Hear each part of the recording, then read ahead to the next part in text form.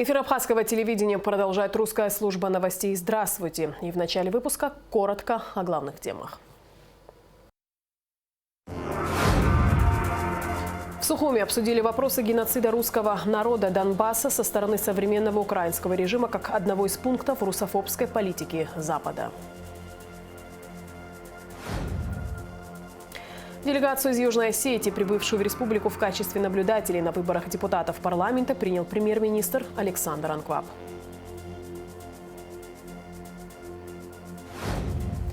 Председатель ЦИК Абхазии обсудил с уполномоченным по правам человека вопросы подготовки к предстоящим выборам.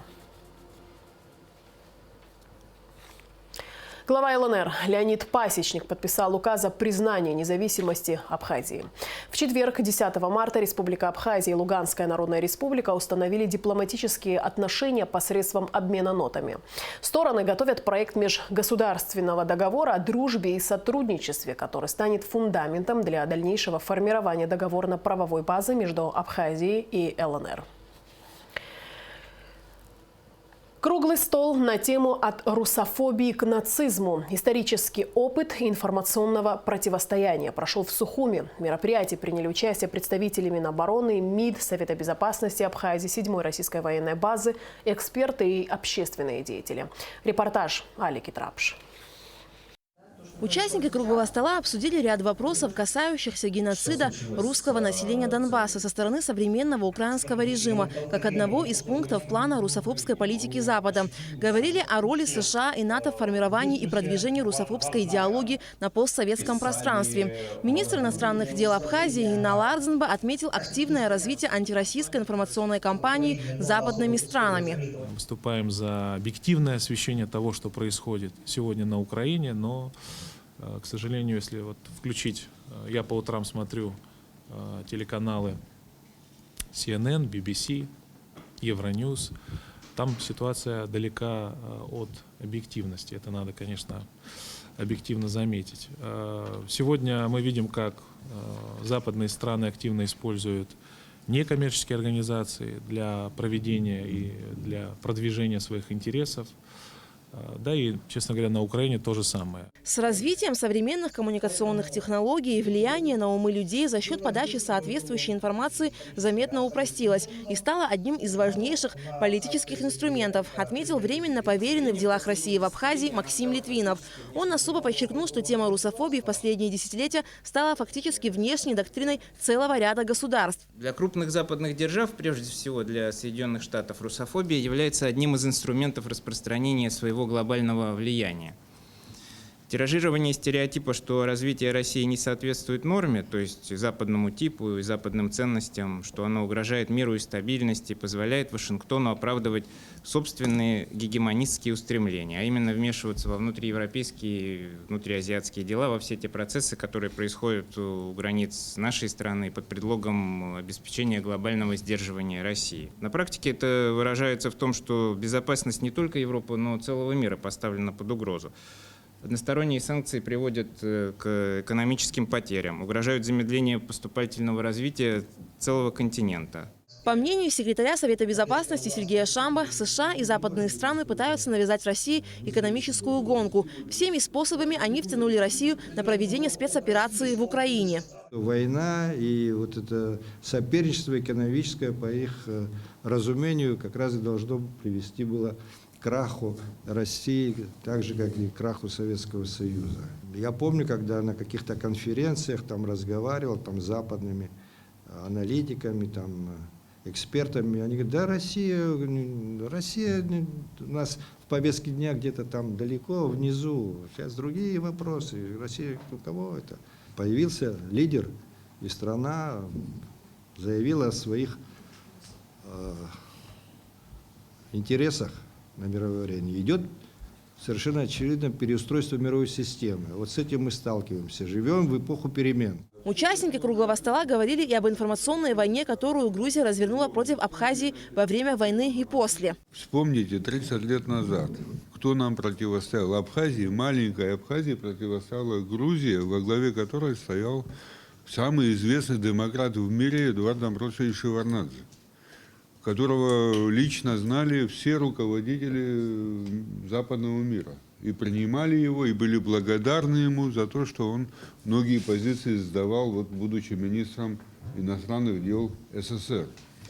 Но в качестве примера фейков, значит, из его уст прозвучало в Организации Объединенных Наций, когда он давал оценку тому, что происходит в Абхазии, он сказал о том, что в Абхазии идет война против исламского фундаментализма. Вот вы представляете, как нужно не уважать людей, к которым ты обращаешься, и это весь мир слушал его, да, и верил ему. Когда на твоей стороне справедливость, ты можешь победить все эти фейковые выпады и все эти кампании, независимо масштаба задействованных ресурсов, можно победить только правдой, только гуманизмом. И то, что мы сейчас вот видим, каждый день, сейчас здесь уже говорили об этом, каждый день, открывая социальные сети, информационные источники, информационные агентства, и журналистам, и гражданам, конечно, нужно все подвергать сомнению, все нужно перепроверять. На круглом столе также выступили и представители Минобороны Абхазии. На сегодняшний день вооруженные силы приведены в боевую готовность в связи с проведением плановых военных учений. Мы внимательно следим за ходом специальной операции, проводимой вооруженными силами Российской Федерации совместно с подразделениями Донецкой Народной Республики и Луганской Народной Республики. Что могу сказать? На сегодняшний день, как и всегда, вооруженные силы Республики Абхазия готовы к выполнению задач по предназначению. Начальник штаба 7-й военной российской базы в Абхазии Владимир Рогалев сообщил, что основная часть базы находится в республике, выполняя задачи плановой боевой подготовки на полигонах и в состоянии обеспечить совместно с вооруженными силами Абхазии безопасность на территории страны. В работе круглого стола также приняли участие эксперты из России по видеосвязи. Аля Катрапшина, Алгухава, Абхазское телевидение. Переговоры глав МИД России и Украины Сергея Лаврова и Дмитрия Кулебы закончились без результатов. Сторонам не удалось согласовать перемирие и гуманитарные коридоры, а также договориться о встрече президентов Путина и Зеленского. Встреча прошла в Турции на полях дипломатического форума. В ней также принял участие глава МИД Турецкой Республики Мевлют Чавушоглу. Колонна МЧС Абхазии во главе с министром Львом Квицини выехала в Луганскую Народную Республику. Абхазские спасатели везут жителям ЛНР продукты питания, цитрусовые, бутилированную воду, теплые вещи, детские игрушки. Сбор гуманитарного груза продолжался всю минувшую неделю. Гуманитарный караван из Абхазии будет также направлен в Донецкую Народную Республику. 11 марта с 13 до 15 часов на стадионе «Динамо» в Сухуми пройдет акция в поддержку действий Российской Федерации по обеспечению мира и порядка на территории ДНР и ЛНР, а также денацификации и демилитаризации Украины. Решение о проведении акции принято главой администрации Сухума Бесланом Эшба на основании многочисленных обращений граждан, инициативных групп, общественных организаций, политических партий при поддержке президента Абхазии. Охрану общественного порядка во время проведения мероприятия будет обеспечивать УВД города Сухум. Правительство России определило перечень импортных товаров и оборудования, которые временно запрещается вывозить во все зарубежные страны, за исключением государств-членов Евразийского экономического союза, Абхазии и Южной Осетии, сообщили в пресс-службе Кабмина. В отношении стран ЕАЭС, Абхазии и Южной Осетии будет действовать разрешительный порядок вывоза, утвержденный отдельным постановлением правительства. В перечень включено технологическое, телекоммуникационное, медицинское оборудование, транспортные средства, сельхозтехника, электрическая аппаратура, всего более 200 наименований товаров, в том числе железнодорожные вагоны и локомотивы, контейнеры, турбины, станки для обработки металла и камня, мониторы, проекторы, пульты и панели. В Абхазию прибыла делегация из Южной Осетии во главе с министром иностранных дел Дмитрием Медоевым. Юго-осетинские гости приехали для участия в выборах депутатов Народного собрания в качестве наблюдателей. Делегацию из Южной Осетии принял премьер-министр Александр Анкваб. Претендентов на важные депутатские места достаточно много. Скажем так, конкурс большой. конкурс большой, избиратель сделает свой выбор. Мы получили приглашение от главы парламента, там сформирована группа, насколько я знаю. Вот. У нас тоже выборы через ровно месяц. В рамках встречи Александра Анкваба с Дмитрием Медоевым обсуждалась и ситуация в Украине. Стороны констатировали полную поддержку Абхазии и Южной Осетии действия Российской Федерации в отношении признанных республик Донбасса и специальной военной операции по демилитаризации и денацификации Украины. В любой войне всегда страдают люди, простые люди. И это был естественный акт, чисто гуманитарный. Вы приняли тоже группу, и мы приняли группу детей. Им создаются все условия, чтобы они отошли от войны, чтобы как-то вот чисто психологически прошли какую-то реабилитацию. И это все в русле нашей и внешней политики тоже по отношению к Донбассу, к республикам Донбасса. Сегодня мы слышали по радио признание Луганской Народной Республики, и установление, естественно, будет и дипломатических отношений. Мы тоже в таком этапе сейчас находимся, что, видимо, мы начнем уже тоже переговоры по открытию миссий там и здесь. Но, скорее всего, конечно, это зависит от того, как там ситуация успокоится и придет нормальное русло. И нам абсолютно понятна позиция российского государства, российского руководства. Это наша общая позиция. Вот вы в курсе, завтра у нас митинг на стадионе в поддержку действий руководства Российской Федерации. Вы знаете о том, что мы тоже приняли беженцев, их уже 120 человек, из них 70 детей. Необходимые мероприятия проводятся. Я могу повторить то, что вы сказали, по реабилитации. Не просто людям было оттуда уезжать, и не просто было там находиться, и уезжать было непросто. Мы уже знаем, что некоторые даже хотят вернуться, но мы им сказали, вы еще побудьте, потом там подуспокоится ситуация, и мы вас обязательно туда отправим. Мы готовы еще людей принять, и там же, на этом объекте, вот, Олег, ты знаешь, в Айтаре созданы все условия. Мы всегда помогали друг другу, как в те времена, когда Южная Осетия нам помогала. Мы всегда рядом были с Южной Осетией. Мы знаем, что такое война. Вы знаете, что такое война. Не дай-то Бог, чтобы это повторилось где-то. Это всегда проблемы большие, людские трагедии. Но, как говорится, интересы Родины надо защищать. Вопросы межгосударственного сотрудничества обсуждались на встрече министров иностранных дел Абхазии и Южной Осетии. Инал Арзенба и Дмитрий Медоев подтвердили стремление к укреплению взаимодействия в сферах, представляющих взаимный интерес, а также приверженность к достижению широкого международного признания республик. Абхазская и юго-осетинская стороны заявили о твердом намерении достижения подписания соглашения о международных гарантиях неприменения силы со стороны Грузии между Республикой Абхазия и Республикой Грузия, а также между Республикой Грузия и Республикой Южная Осетия. Министры высказали приверженность к установлению многополярной системы международных отношений и предоставлению права высказывания позиции Абхазии и Южной Осетии на площадке ООН. В Абхазском государственном университете состоялась встреча ректора АГУ с Дмитрием Медоевым и членами юго-осетинской делегации. Подробности в репортаже Эсма Гуладзе. Ректор Абхазского государственного университета Олег Угварамия тепло поприветствовал делегацию Южной Осетии во главе с министром иностранных дел республики Дмитрием Медоевым. В этом году и у нас 90-летие нашего вуза.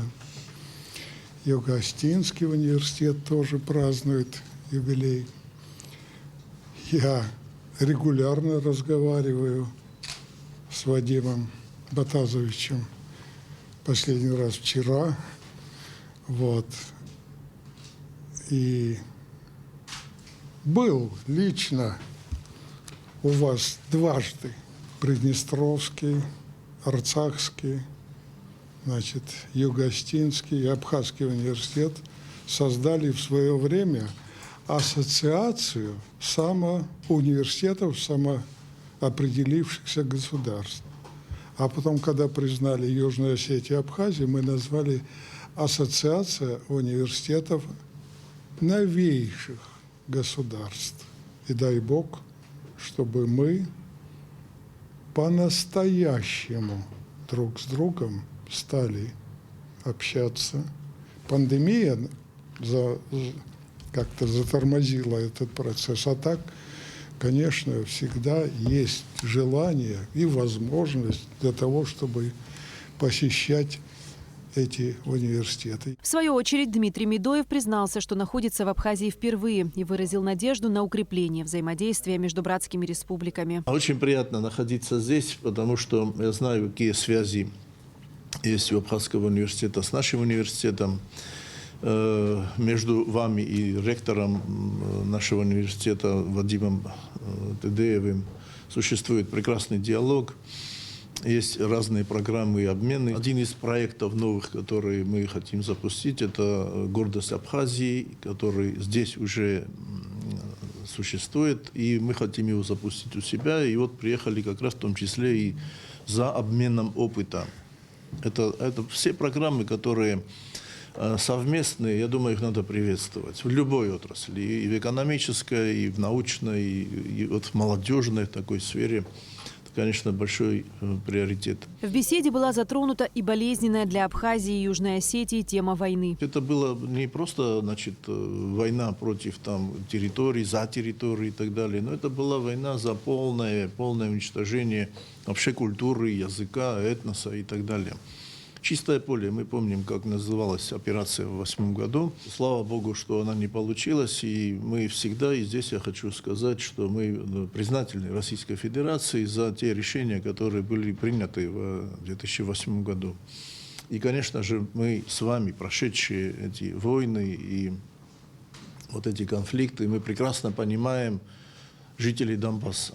Прекрасно понимаем, мы их поддерживаем. В университет также были приглашены беженцы из Донбасса, находящиеся в Абхазии. Для них была организована экскурсия по образовательному учреждению. Также им преподнесли памятные подарки. Эсма Голанзе, Михаил Братухин, Абхазское телевидение. В пятницу, 11 марта, на нашем канале состоятся теледебаты с участием кандидатов в депутаты Народного собрания от 7-го избирательного округа. На прямой эфир приглашены Рашида Айба, Алексей Арчеля, Беслан Ачба, Лаша Зухба, Руслан Инапшба, Амиран Какаля, Беслан Карчава, Адгурла Гвилава, Тимур Риквава. Напоминаем, что телезрители могут присылать свои вопросы кандидатам на электронную почту, которую вы видите на своих экранах. Председатель ЦИК Абхазии Дмитрий Маршан встретился с уполномоченным по правам человека в республике Асидой Шакрыл. Обсуждались вопросы подготовки к предстоящим выборам депутатов Народного собрания. Дмитрий Маршан отметил, что предвыборный процесс идет в соответствии с графиком.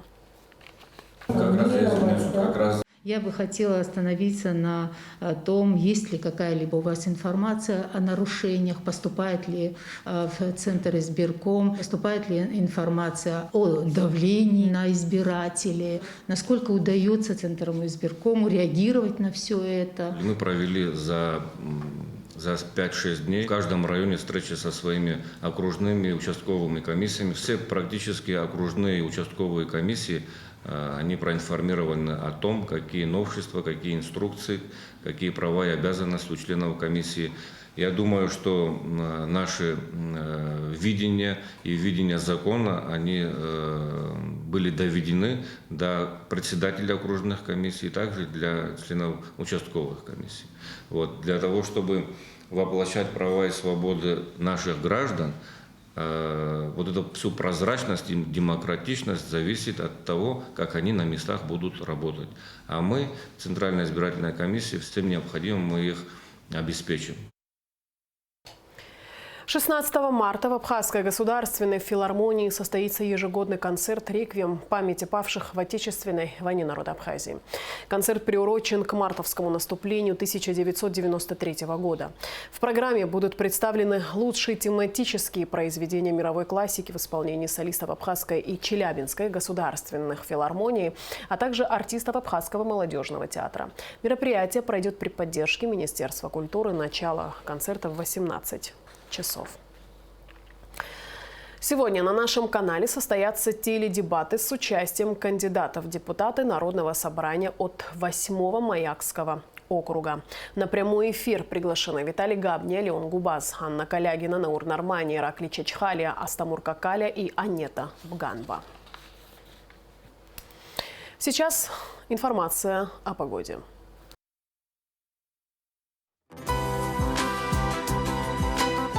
По сообщению Гидрометцентра, в пятницу 11 марта на территории Абхазии ожидается облачная погода, временами дождь со снегом, местами возможен снег, туман. В предгорьях и горах снег. Температура воздуха ночью 0 плюс 5, днем плюс 1 плюс 6. Температура морской воды плюс 9.